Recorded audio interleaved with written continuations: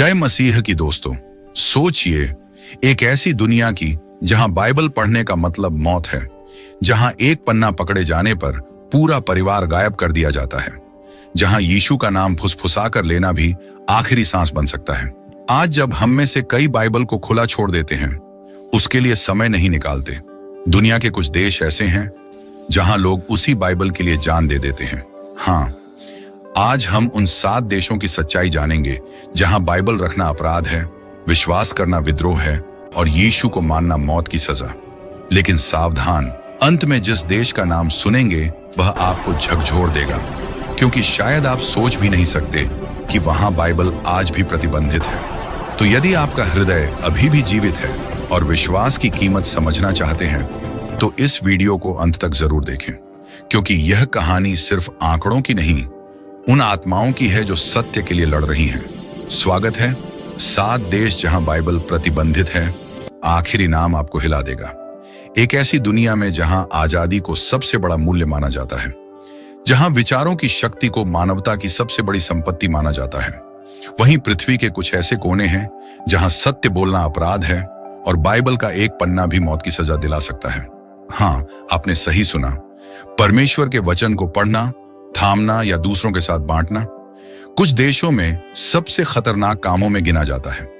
जिन देशों में हथियार खुलेआम बिकते हैं, झूठ और नफरत की भाषा फैलाना एक अधिकार है, वहां बाइबल प्रेम, क्षमा और आशा की पुस्तक खतरा मानी जाती है। क्यों? क्योंकि बाइबल सिर्फ शब्दों का संग्रह नहीं है। बाइबल स्वतंत्रता देती है, बाइबल जंजीरें तोड़ती है, बाइबल सत्ताओं को चुनौती देती है। और जो शासक डर, दमन और हिंसा से सत्ता चलाते हैं, वे कभी नहीं चाहते कि लोग सत्य को पहचाने या यह जाने कि एक राजा उनके ऊपर भी है, सर्वशक्तिमान परमेश्वर। यही कारण है कि दुनिया के कई देशों में बाइबल को हथियार से भी अधिक खतरनाक माना जाता है। आज हम उसी अंधकार में प्रवेश करेंगे, उन 7 देशों की छाया में कदम रखेंगे जहां बाइबल प्रतिबंधित है, जहां सत्य को कैद करने की कोशिश की गई है, लेकिन फिर भी कोई उसे रोक नहीं पाया। लेकिन आगे बढ़ने से पहले मैं आपसे एक प्रश्न पूछना चाहता हूं। यदि आपको पता चले कि बाइबल पढ़ने की कीमत आपकी जान हो सकती है, क्या आप फिर भी इसे पढ़ेंगे? क्या आप अपनी आस्था के लिए सब कुछ खोने को तैयार हैं?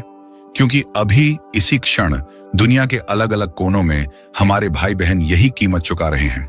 वे अंधेरी रातों में धीमी आवाज में भजन गाते हैं, दीवारों के पीछे छिपकर प्रार्थना करते हैं और बाइबल के पन्नों को कपड़ों में सिलकर छिपाते हैं ताकि सैनिकों की नजरों से सुरक्षित रहें, क्योंकि उनके लिए बाइबल एक किताब से अधिक जीवन की सांस है। हम जिन देशों का उल्लेख करने जा रहे हैं, वहां बाइबल छुपाई जाती है, बिल्कुल वैसे जैसे कोई घायल योद्धा अपनी आखिरी दवा बचाकर रखता है।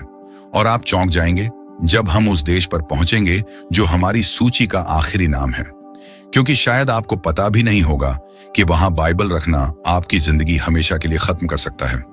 आज की इस यात्रा में हम देखेंगे कि कैसे मनुष्य बाइबल को बंद कर सकते हैं, लेकिन उसके प्रभाव को कभी कैद नहीं कर सकते, क्योंकि जैसा लिखा है, आकाश और पृथ्वी टल जाएंगे परंतु मेरे वचन कभी नहीं टलेंगे।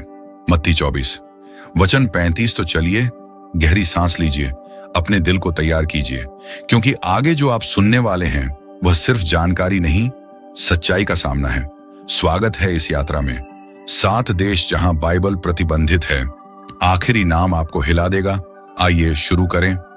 देश नंबर 1 से उत्तर कोरिया। कल्पना कीजिए एक ऐसी भूमि की जहां सुबह होने पर सूर्य तो उगता है, लेकिन आशा का प्रकाश कभी नहीं उगता। जहां आसमान में उड़ते पंछी तो आजाद हैं, लेकिन मनुष्य, खासकर जो परमेश्वर पर विश्वास करते हैं, वे लोहे की जंजीरों में बंद हैं। यह कहानी है उत्तर कोरिया की, दुनिया का सबसे बंद, सबसे रहस्यमय और सबसे निर्दयी राष्ट्र।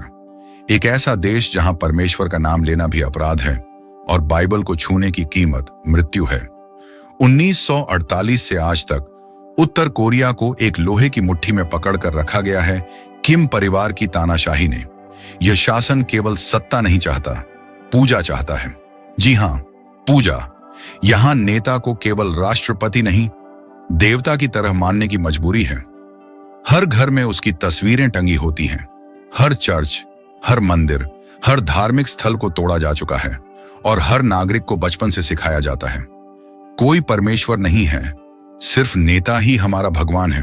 और यदि कोई कहे यीशु, तो वह शब्द आग की तरह जलाता है उसका घर, उसका परिवार, उसका भविष्य। क्योंकि यहां बाइबल को सबसे बड़ा विद्रोह माना जाता है। बाइबल क्यों प्रतिबंधित है? शासकों का डर केवल एक बात से है। बाइबल लोगों के दिलों में स्वतंत्रता जगाती है। एक ऐसी किताब जो कहती है सत्य तुम्हें मुक्त करेगा, और अत्याचारी नेताओं के लिए स्वतंत्र मन सबसे बड़ा खतरा है। वे जानते हैं कि अगर लोग परमेश्वर की सच्चाई जान गए तो वे मनुष्य को देवता नहीं मानेंगे, वे अत्याचार स्वीकार नहीं करेंगे, वे दासता की जंजीरें तोड़ देंगे। इसलिए उत्तर कोरिया में बाइबल हथियार से भी ज्यादा खतरनाक है। सजा जो कल्पना से भी भयानक है। उत्तर कोरिया में यदि किसी के पास एक छोटी सी बाइबल मिल जाए या कोई ऐप में डिजिटल बाइबल भी मिले तो सजा है सार्वजनिक फांसी, गोली मार देना या आजीवन क्वानलीसो कंसंट्रेशन कैंप भेज देना।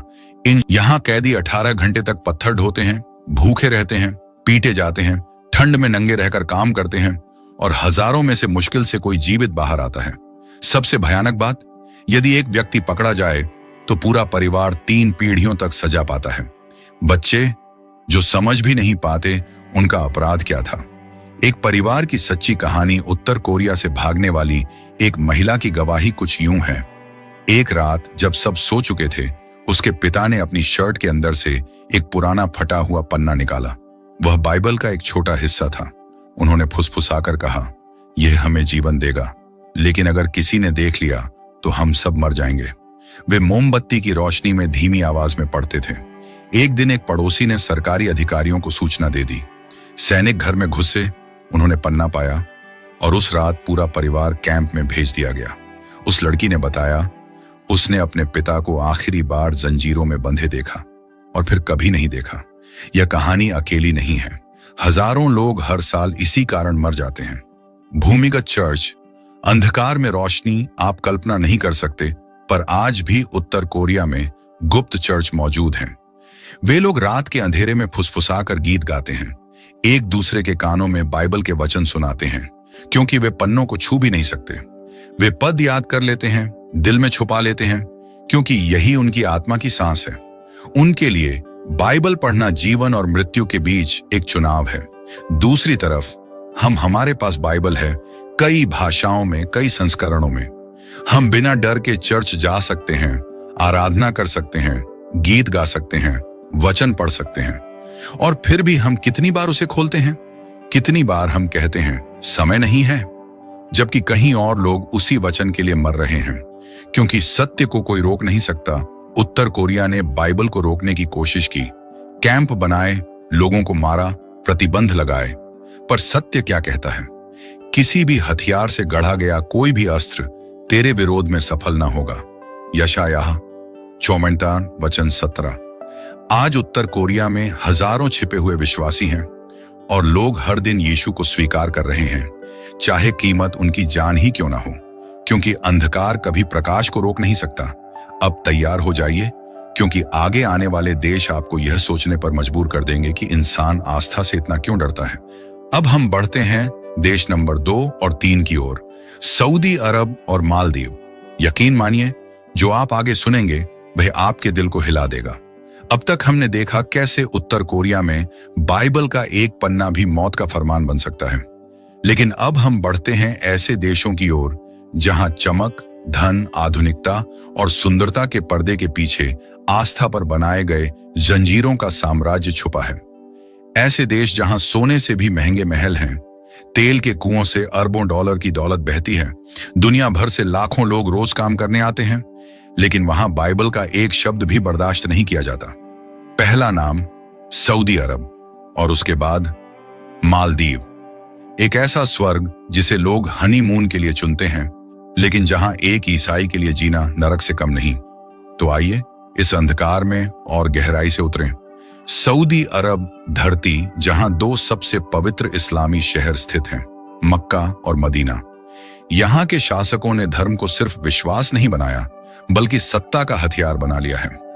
यहां की सरकार एक कठोर विचारधारा का पालन करती है, वहाबिज्म, जो किसी भी अन्य धर्म को स्थान नहीं देती।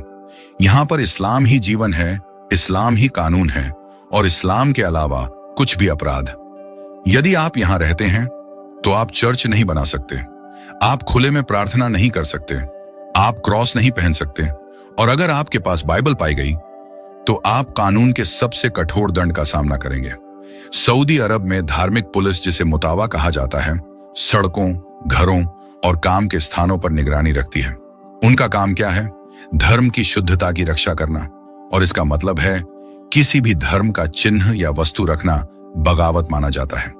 कल्पना कीजिए, आपके बैग की तलाशी ली जा रही है, आपके कमरे की तलाशी ली जा रही है, और मिलते ही एक किताब जिस पर लिखा है होली बाइबल। कितना विडंबना है ना। एक किताब जो प्रेम सिखाती है, क्षमा का संदेश देती है, जान बचाने की शिक्षा देती है, उसे यहां खतरा माना जाता है।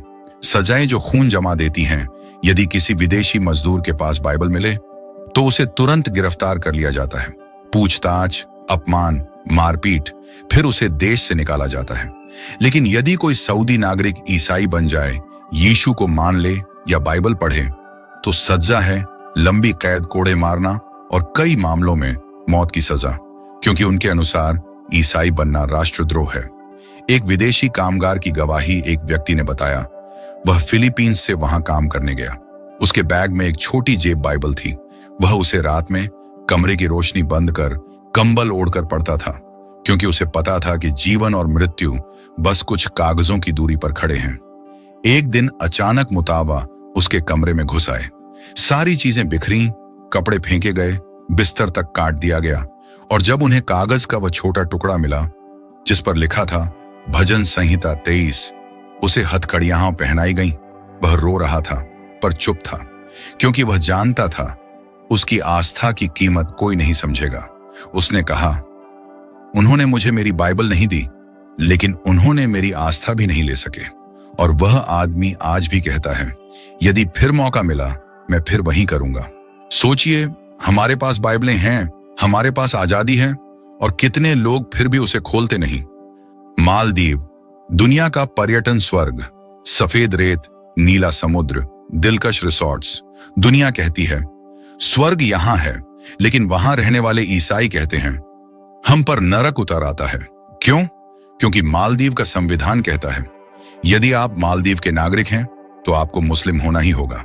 इसका मतलब कोई दूसरा धर्म रखना अपराध, चर्च बनाना अपराध, बाइबल लाना अपराध, दूसरों को यीशु के बारे में बताना अपराध, ईसाई बनना देशद्रोह। यहां बाइबल देश में प्रवेश भी नहीं कर सकती। हवाई अड्डे पर सामान की एक्सरे जांच होती है। यदि बाइबल मिले, जब्त कर ली जाती है और व्यक्ति को हिरासत में लिया जा सकता है। मालदीव के छिपे हुए विश्वासियों का जीवन आज भी वहां कुछ ईसाई हैं, लेकिन वे छिप कर रहते हैं। वे चर्च नहीं जा सकते, वे साथ में प्रार्थना नहीं कर सकते, वे खुलकर गीत नहीं गा सकते। वे क्या करते हैं?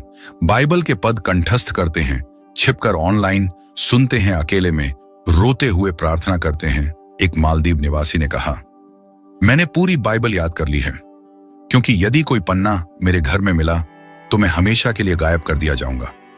कितना दर्दनाक है यह सोचना कि लोग शब्दों को अपने दिल में इसलिए बंद करते हैं क्योंकि अगर कागज पर लिखे मिले तो उनका जीवन छिन जाएगा। हम समुद्र तटों पर तस्वीरें खिंचवाते हैं, पर हमें पता नहीं कि उसी जगह लोग सांस लेने से पहले भी डरते हैं। समुद्र की लहरें खूबसूरत हैं, पर उनके नीचे दबी चीखें कोई नहीं सुनता। और सबसे डरावनी बात, यहां ईसाइयों को उनके परिवार तक धोखा दे सकते हैं। यदि कोई बच्चा बताता है कि उसके माता पिता प्रार्थना करते हैं तो पूरी फैमिली को जेल भेजा जा सकता है। सोचिए, विश्वास को इतना शत्रु क्यों माना जाता है? क्योंकि सत्य को सबसे ज्यादा डरता है वही जो जानता है कि सत्य उसके साम्राज्य को गिरा सकता है। फिर भी कोई बाइबल को रोक नहीं सकता। इतने प्रतिबंधों, हिंसा, अत्याचार और खून के बाद भी सऊदी अरब और मालदीव में यीशु के अनुयायियों की संख्या बढ़ रही है। क्यों? क्योंकि लोग अंधकार से प्रकाश की ओर भाग रहे हैं। बाइबल कहती है, प्रकाश अंधकार में चमकता है और अंधकार उसे दबा नहीं सका। यूहन्ना 1:5, 5 मनुष्य दीवारें बना सकता है, पुस्तकें जला सकता है, लोगों को कैद कर सकता है, लेकिन परमेश्वर के वचन को कभी बांध नहीं सकता। और अब आगे बढ़ते हैं। हमने अब 3 देशों को देख लिया है, उत्तर कोरिया, सऊदी अरब, मालदीव। लेकिन आगे जो आने वाला है वह और भी अधिक क्रूर है। अब अगला भाग, हम जा रहे हैं सोमालिया और अफगानिस्तान की ओर। दो ऐसे राष्ट्र जहां यदि किसी को पता चले कि आपने यीशु का नाम लिया तो अगले ही क्षण आपकी गर्दन धड़ से अलग कर दी जा सकती है। जहां प्रार्थना खून के साथ मिलती है, जहां आस्था की कीमत जीवन है। अब तक हमने देखा कि कैसे सऊदी अरब और मालदीव में बाइबल छिपाकर रखनी पड़ती है, क्योंकि उसका पाया जाना कैद और यातना का कारण बन जाता है। लेकिन अब जो दो देशों में हम प्रवेश करने वाले हैं, वहां बाइबल रखना या केवल यीशु का नाम लेना भी सीधी मौत की सजा है।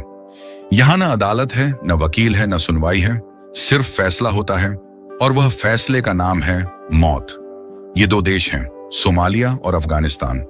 सोमालिया एक ऐसा देश जो दशकों से युद्ध, आतंकवाद और गरीबी की आग में जल रहा है। सरकार कमजोर है, कानून नाम का कोई ढांचा नहीं, और पूरा नियंत्रण एक निर्दयी आतंकवादी संगठन अल शबाब के हाथ में है। यह संगठन इस्लामी कानून का सबसे कठोर रूप लागू करता है। उनका लक्ष्य एक है, सोमालिया से ईसाई धर्म को मिटा देना। इस भूमि पर खुले रूप से ईसाई होना तो दूर, ईसाई होने का शक भी सार्वजनिक फांसी में बदल सकता है। सोमालिया में यदि किसी के पास बाइबल मिल जाए, या किसी फोन में बाइबल का ऐप हो, या किसी ने प्रार्थना की आवाज सुनी, तो अल शबाब के सैनिक रात के अंधेरे में घर में घुसते हैं, सभी को बाहर घसीटते हैं, पूछते हैं, क्या तुम यीशु को मानते हो? यदि उत्तर हां हो या चेहरे पर डर दिखाई दे, गोलियों की बारिश होती है। अक्सर लाशों को सार्वजनिक चौक में टांग दिया जाता है, ताकि यह चेतावनी बने कि यहां मसीह का नाम लेना गद्दारी है। एक युवा सोमाली लड़के ने गवाही दी। उसकी मां छिपकर यीशु में विश्वास करती थी। वह रात में घर के पीछे छोटे से कमरे में धीमी आवाज में प्रार्थना करती थी, और एक कागज का छोटा सा टुकड़ा जिस पर लिखा था यूहन्ना 3:16 उसे हमेशा अपने कपड़ों के अंदर रखती थी। एक दिन किसी पड़ोसी ने उनकी शिकायत कर दी। आधी रात को दरवाजे तोड़े गए।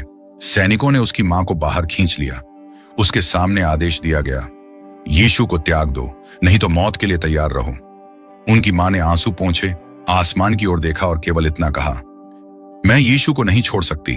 और अगले ही क्षण उन पर गोलियां बरसा दी गईं। वह लड़का आज जीवित है, लेकिन उसकी आंखों में हर रात वह दृश्य लौट आता है। उसने कहा, उन्होंने मेरी मां को मार दिया, पर मेरा विश्वास जिंदा कर दिया।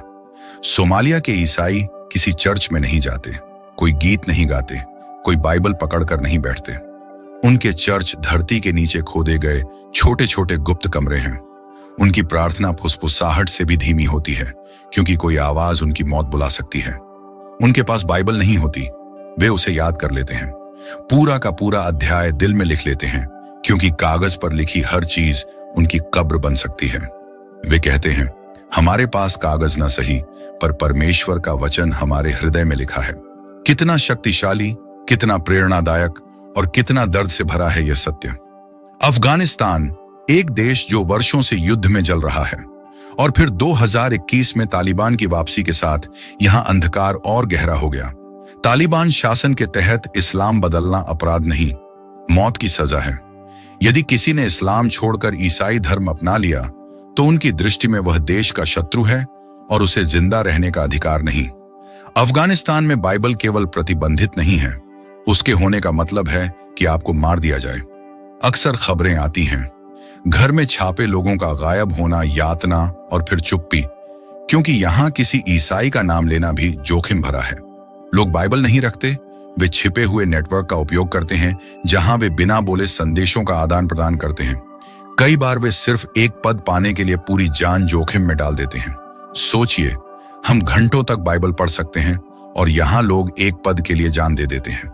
एक व्यक्ति जो मुस्लिम पृष्ठभूमि से था, उसकी मुलाकात इंटरनेट के माध्यम से ईसाइयों से हुई। उसने यीशु को स्वीकार किया। उसका विश्वास उसके परिवार को पता चल गया। उसका भाई, जिसे वह सबसे ज्यादा भरोसा करता था, उसी ने उसे तालिबान को सौंप दिया। जब उसे पकड़ा गया तो उससे कहा गया, इस क्रॉस को फेंक दो और कहो कि तुम गलत थे। लेकिन उसने कहा, मुझे मार दो, पर मेरे यीशु को मत छीनो।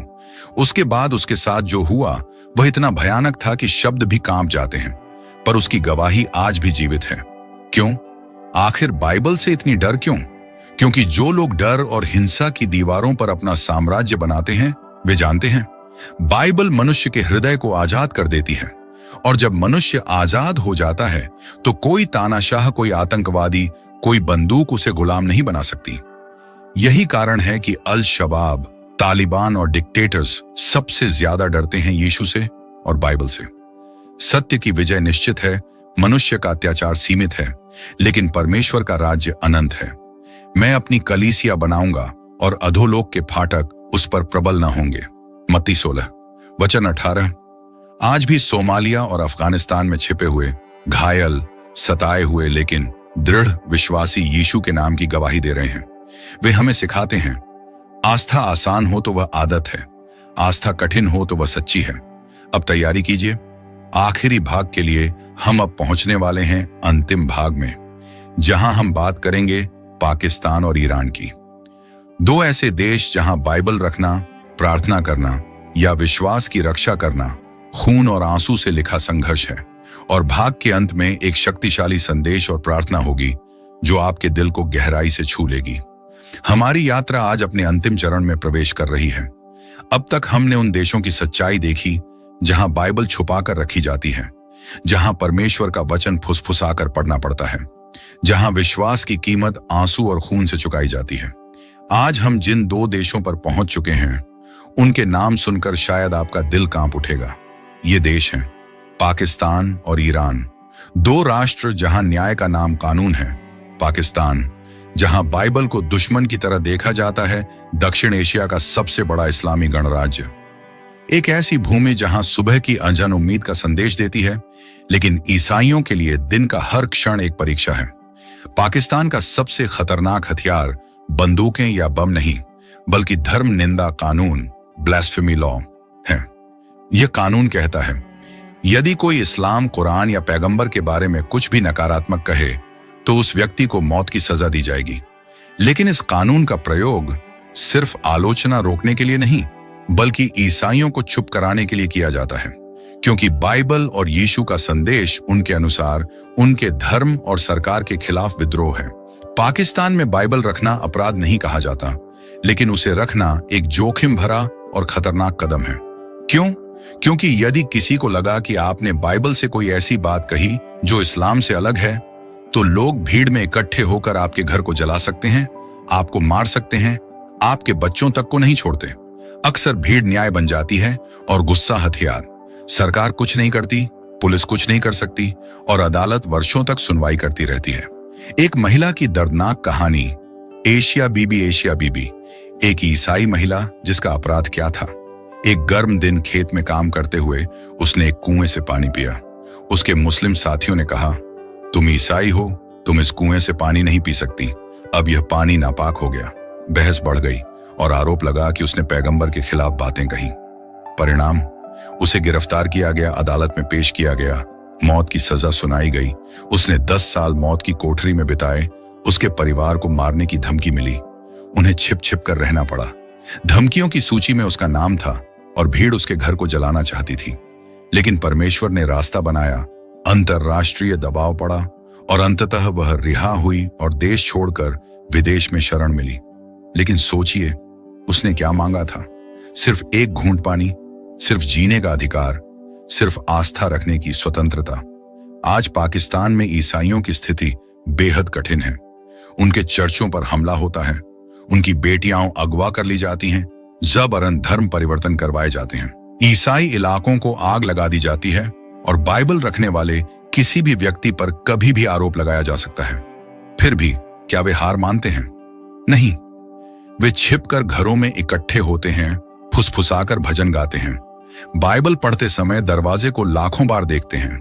वे कहते हैं, हम सब कुछ खो सकते हैं पर अपने यीशु को नहीं छोड़ेंगे।